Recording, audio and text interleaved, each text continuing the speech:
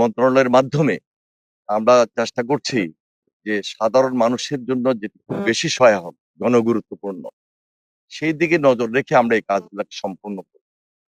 কোনোভাবেই যেন দুর্নীতি না থাকে। আমাদের এই মহৎ উদ্যোগকে কেউ যেন বাধাগ্রস্ত না করতে পারে দুর্নীতির মাধ্যমে। আমরা এই সরকার খুব সতর্ক আছি, সজাগ আছি এবং আমরা পাহারাদারের ভূমিকা অবতীর্ণ হয়ে জনস্বার্থে এই কাজগুলাকে ত্বরান্বিত করবে। নদী খননের কাজ অব্যাহত রয়েছে।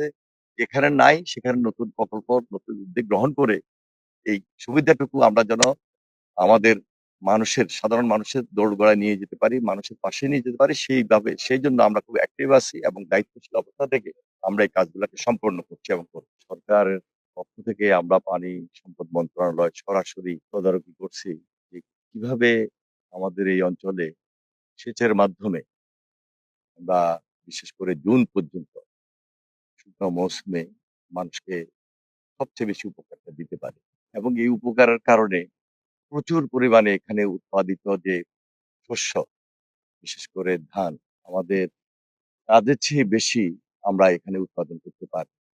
এই উৎপাদনটা কন্টিনিউ করার জন্য আমাদের এই বাঁধটা খুবই জরুরি।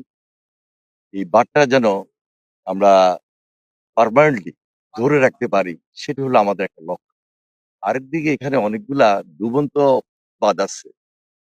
এই ডুবন্ত বাঁধগুলা প্রতি বছরই রিপেয়ার করতে হয় এবং এই রিপেয়ার করার কারণে আমাদের এই অঞ্চলে উৎপাদিত শস্য অনেক বৃদ্ধি পাচ্ছে এবং বাংলাদেশের যে আ খাদ্যে একটা স্বয়ংসম্পূর্ণতা অর্জনের ক্ষেত্রে এটা সহায়ক ভূমিকা রাখছে এই অঞ্চল। যার কারণে আমাদের এই হাওড় অঞ্চলে আমরা মন্ত্রণালয়ের পক্ষ থেকে সবচেয়ে বেশি গুরুত্ব দিচ্ছি এবং আমাদের এই নির্বাচিত সরকার আমরা আমাদের আ মাননীয় প্রধানমন্ত্রী তার নির্দেশে এখানে উপস্থিত হয়েছি। তিনি আ সবসময় খোঁজখবর রাখছেন এবং আমরা দায়িত্ব নিয়েই আজকে মানুষের পাশে দাঁড়িয়েছি। এটা আমাদের নির্বাচনী প্রতিশ্রুতি। আমরা প্রতি বছর যেন এই কাজগুলা সুন্দরভাবে হয় এবং সম্পূর্ণভাবে দুর্নীতিমুক্ত আমাদের এই অঞ্চলটা যেন থাকে, সেদিকে আমাদের সবচেয়ে বেশি নজর। যে কথাটি আপনি বলছিলেন, প্রায় যে এই সমস্ত বাদ দিতে গেলে অনেক দুর্নীতি এখানে ছড়িয়ে পড়েছিল। এটা যেন ভবিষ্যতে না হয়, সেখানে আমরা জিরো টলারেন্স নিয়ে আসার চেষ্টা করছি। আমাদের ডিপার্টমেন্টে যারা আছেন এখন থেকে সতর্ক অবস্থানে থাকবেন, সজাগ থাকবেন।